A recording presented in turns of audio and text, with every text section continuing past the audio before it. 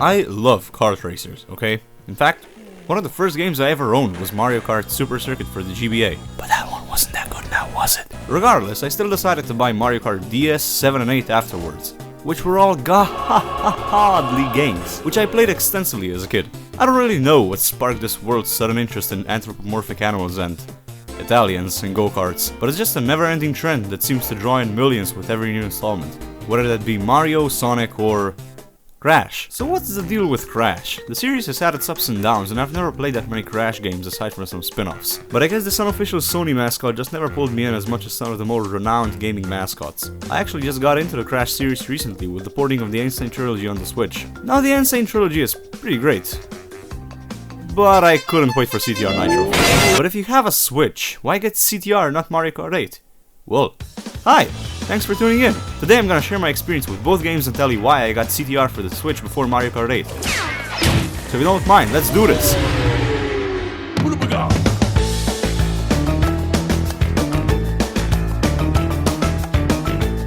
Now if you were like me as a child, you had two options for licensed kart racing games. Mario Kart or get out of my house, this isn't Mario Kart. And that's just the thing.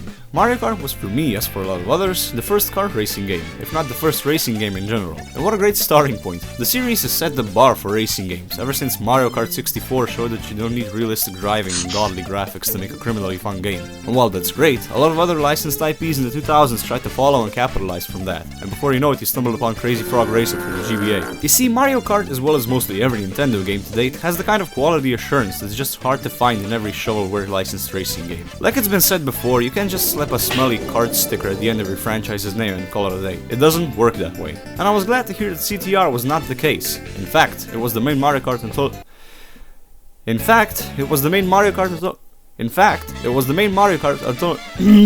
alternative. What the fuck is up with the sentence? It was the main Mario Kart alternative for people who didn't own an N64 at the time. So, naturally, you could see me shaking in my seat from playing the same kart racer for the past 5 years or so when I saw the announcement of CTR for the Switch.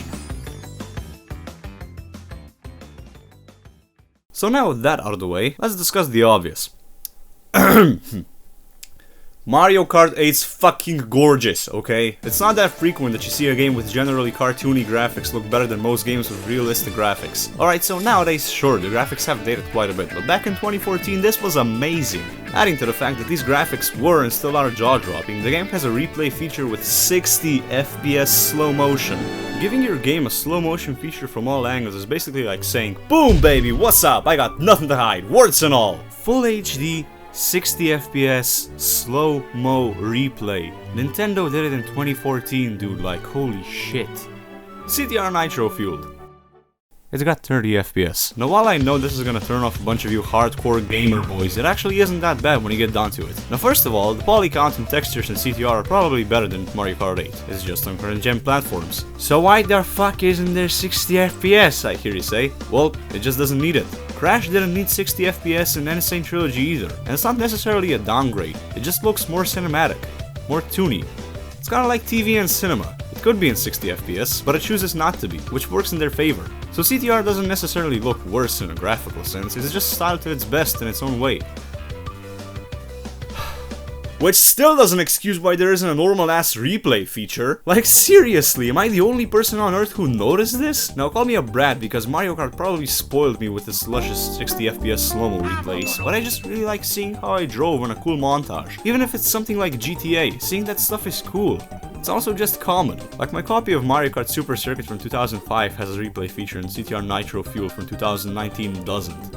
So, if you're looking for something like that, you're better off just getting Mario Kart 8 Deluxe. But, alright, if you read at least one article about CTR Nitro Fuel by now, you should know the biggest difference in selling point. There's a story mode and it's not that special. And also the controls.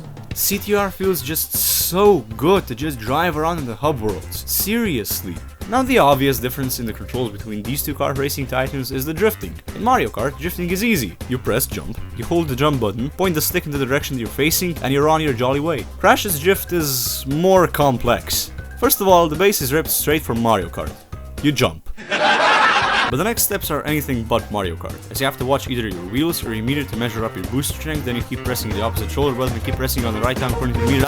Seriously, it's way different. It works towards making this game way more diverse in a driving sense. In Mario Kart, the only time you can actually drift to get a boost is on hard and long turns. While in Crash, you're gonna have to drift through most of the track if you're really gonna think about winning. It also just helps that the game is locked on a constant max speed, which combined with the controls makes shortcuts a lot more common and abusable, making the game also a lot more prone to speedrunning and competitively. So this is what separates this game from Mario Kart. If you ever had problems explaining Mario's drifting to your friends and no matter what you did they still couldn't get higher than 4th place, then buckle the fuck up for Crash.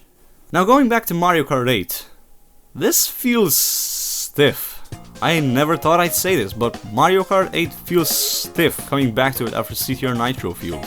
Don't get me wrong, Mario Kart 8 is still silky smooth as it was back in 2014. It just feels a bit more slow compared to CTR.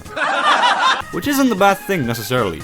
It's up to your opinion. I just personally come to prefer Crash's crazy, free, unpredictable driving. It feels like you're always in control, while Mario Kart might sometimes feel like you're on a rail. Now in Mario Kart you do have all the different engine classes, which makes your path to 200cc a bit of a climb, but in CTR, you get a story mode. Like I said, it's not too much really, it's a straight up rip from the original CTR for PS1, with some bonuses, but it adds some incentive other than online to actually play the game longer. Oh, and also Crash has costumes and stickers, and well, there you have it. If you had a copy of Mario Kart 8 for the Wii U and didn't want to spend another $60 on the Switch port, now you know of a very nice alternative. The graphics aren't as good, but they hit really close. Controls are way more free, but they might be buggy at times. CTR is 30 FPS and the lack of a replay feature still haunts my dreams, but it has way more customization options, and they just keep adding more with every new patch, even now.